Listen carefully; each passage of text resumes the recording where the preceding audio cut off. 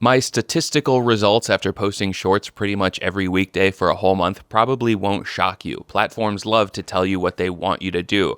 I know YouTube wants me to post shorts every day, and Instagram wants me to post reels every day. They reward me for being a good boy who does their bidding. During that month, my subscribers went up by over 100,000. I started posting right after cracking 600K, and now I am well past 700K. The money was good too, not individually since each short only makes $100 or $200, but the cumulative act of posting a ton of them back to back really stacks up, and it greatly increases your chance of a couple shorts popping off and earning $800.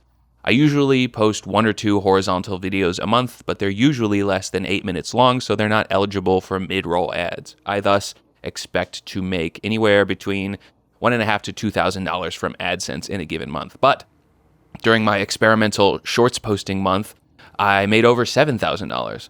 If that's something you want to try to replicate, you're going to have to think of a topic that you can talk about every day for a long time. On March 13th, someone named Tobias cold emailed me basically saying, you should be posting shorts. I work with creators to help them post a ton of shorts. I write them and I edit them, so you just have to dedicate 1 day per month to recording all the clips and then send them my way. We spent a couple days talking about what that might look like, but it didn't work out because his writing style was incongruous with mine. If I wrote each script on my own and recorded each one, there wouldn't be much left for Tobias to do. I'm pretty good at delivering lines in one take. So I decided to try it on my own, and the most important step was selecting a theme for these shorts. The theme I landed on was significantly easier to shoot and edit than the cooking or theory shorts I was used to. This was my big stroke of luck or genius. I had been sitting on a long-form script for at least a month that was a mess. It was called These Are the Most Confusing Items in the Grocery Store, but the disjointed narrative would give anybody whiplash. I was struggling to find a way to smoothly transition between each item on the list. So that's what I picked to break up into standalone chunks and deliver as shorts. It's also worth mentioning that Tobias mentioned some of his past clients, like a channel called Honeysuckle, so I could see what the end product was meant to be. Presumably, this host records a reaction to a melange of cutesy items purchased online, and then after a couple hours of shooting, there's enough content to chop up and ship in short form by the dozen. Retrospectively, a secret benefit to this is a nice absence of results-oriented mania.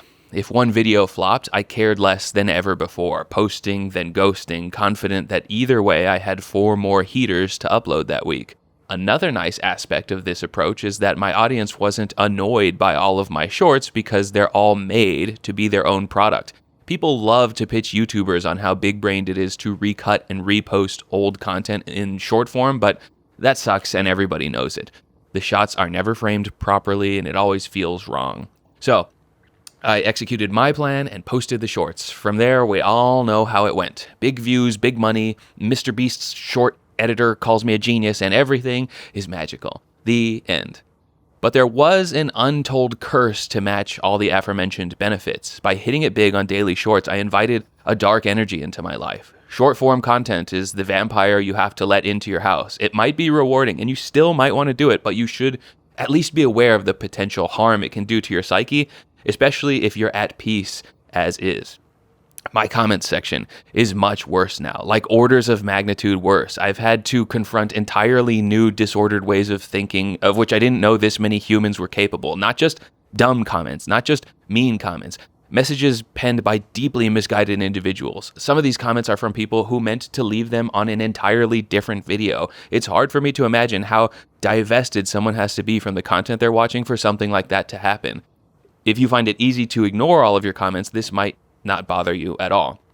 But when I look at my audience's trending activity, it's clear that I have a new audience that goes about the world in ways I truly cannot grasp. Why would anyone search how to eat a Chick-fil-A sandwich?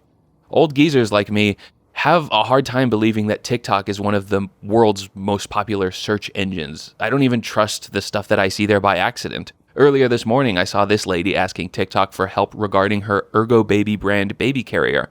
Ergo Baby gives its customers unlimited free access to consultations via email or video calls to ensure total confidence that you're using their products properly. Why seek safety information from a platform where the top comment is, "Never put the baby facing forward. It's very dangerous. You should do some research." If you're a long-form YouTuber who watched this video's first half and thought, hot dog, I better hop to it and crank out shorts, I want you to be aware that even though it's still YouTube, it feels like posting to a different platform and then commingling the new audience with the old one.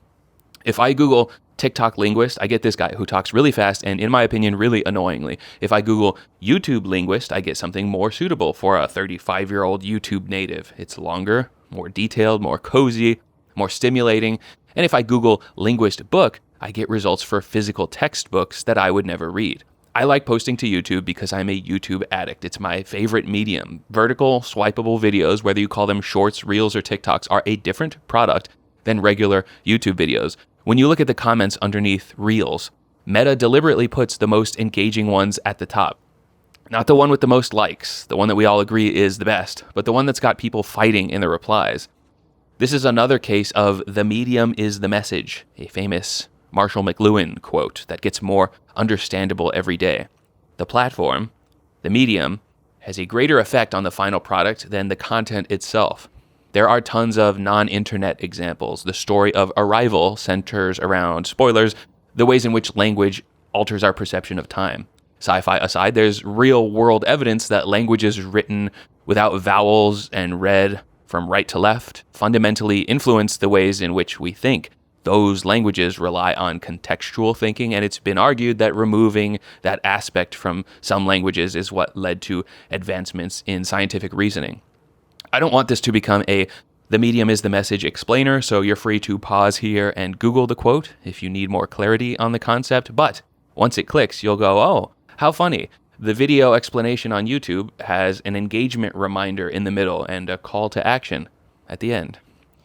Shorts watchers like swiping through tons of high-value information and pretending like, yep, okay, that hot tip's filed away in the steel trap. I'm ready for more. So when I showed up with a descriptive message like, these are two different products and here's how they differ, viewers like to ask, okay, but which one is better? Be prescriptive and tell me what this means for me so I can stash it away as a life hack. That's good information for you if you want to pop off on shorts, by the way. Write that down. My highest performers are the ones that get closest to telling viewers how to feel. Scallions and shallots are different things. Who cares? This one says that Cool Whip isn't real whipped cream. He's telling me that Cool Whip sucks and real cream is better. Yes. Sweet. I'm internalizing that information, just like the TikTok that told me what to buy at Costco this week and which household chores I've been doing wrong my whole life. In my first post, I said Miracle Whip is like Spam or Pepsi in that people who were raised on it tend to prefer it to other more popular choices. And hundreds of comments came in like, whoa, watch the Pepsi slander, chief. Even when I simply described something, viewers had an ear out for my prescriptive conclusion. Although I didn't say it, so many people heard me say Miracle Whip and Pepsi and Spam are bad products for poor people. Even though shorts and longs are both videos on the same website, the difference in aspect ratio and implied value and ability to swipe away and resulting emphasis on the first few seconds are all facets of a different medium that overpowers the message itself. I might have lost 80% of my viewers by now because they started the video hoping to learn how to get rich off shorts, but now you already know how. Find a topic about which you have a lot to say, record a ton of 1-minute messages all at once, and then post 1 to 3 of them per day, depending on how sustainable it feels. But if I'm going to arm 1,000 people with the tools to blow up, I also want to provide a small warning that everything might change and a sense of responsibility upon the future mega creators that we all hold the collective power to determine what the medium becomes. As it stands, the greatest superpower any online personality, from a politician to a food tuber, can possess is shamelessness. That is irrefutable and deliberate.